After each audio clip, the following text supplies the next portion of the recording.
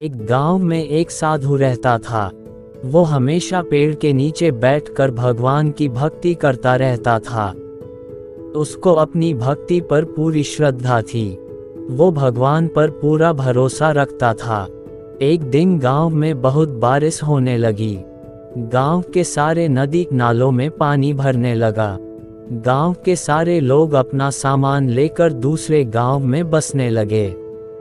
गांव के लोगों ने जाते जाते साधु से भी कहा कि महाराज, आप भी हमारे साथ दूसरे गांव में चलिए, क्योंकि यहाँ पर रहना खतरों से भारी है। साधु ने कहा कि मुझे भगवान पर पूरा भरोसा है और मुझे मेरे भगवान बचाने के लिए जरूर आएंगे। साधु ने ऐसा बोलकर गांव वालों के साथ दूसरे गांव में जाने के लिए मना कर दिया। सभी गांव वाले चले गए। कुछ देर के बाद बारिश बहुत ज्यादा होने लगी और पानी साधु के घुटने तक आ गया। उसी वक्त एक गाड़ी वाला वहां से गुजर रहा था और उसने इस साधु को देखा और साधु से कहा कि आप मेरे साथ चलिए, मैं आपको इस गांव से बाहर ले जाता हूं। साधु ने कहा कि आप जाइए, मुझे मेरे भगवान बचाने के लिए जरूर आएंगे। वो गाड़ी वाला भी वहां से चला गया। कुछ देर के बाद बारिश इतनी ज्यादा बढ़ गई कि पानी साधु के गले तक आ गया। तभी एक नाविक वहां से गुजर रहा था और उसने इस साधु को देखा और कहा कि आप मेरे साथ चलिए, मैं आपको इस गांव से बाहर ले चलता हूं। साधु ने उस नाविक से कहा कि आप जाइए, मुझे मेरे भगवान बचाने के लिए जरूर आएंगे। वो नाविक भी वहां से चला गया। बारिश बहुत तेजी से हो रही थी और पानी बढ़ता ही जा रहा था, इसलिए साधु अब उस पेड़ के ऊपर बैठ गए और भगवान की भक्ति करने लगे।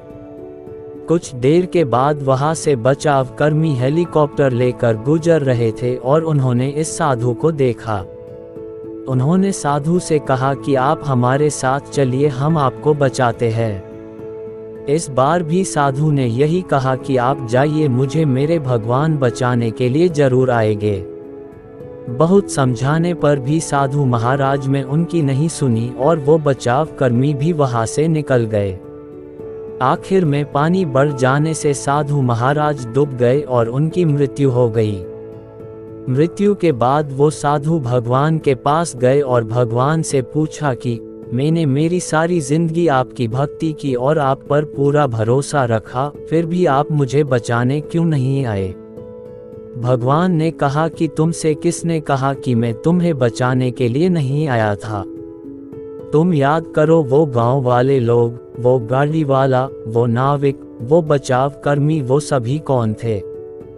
वो सभी मेरे भेजे हुए दूत ही तो थे, पर तुमने सही अवसर की पहचान नहीं की और उसी वजह से तुम्हारी मृत्यु हो गई। दोस्तों, कहानी अच्छी लगी हो तो वीडियो को लाइक करें और नई नई कहानी सुनने के लिए हमारी चैनल को सब्सक्राइब करें। धन्यवाद।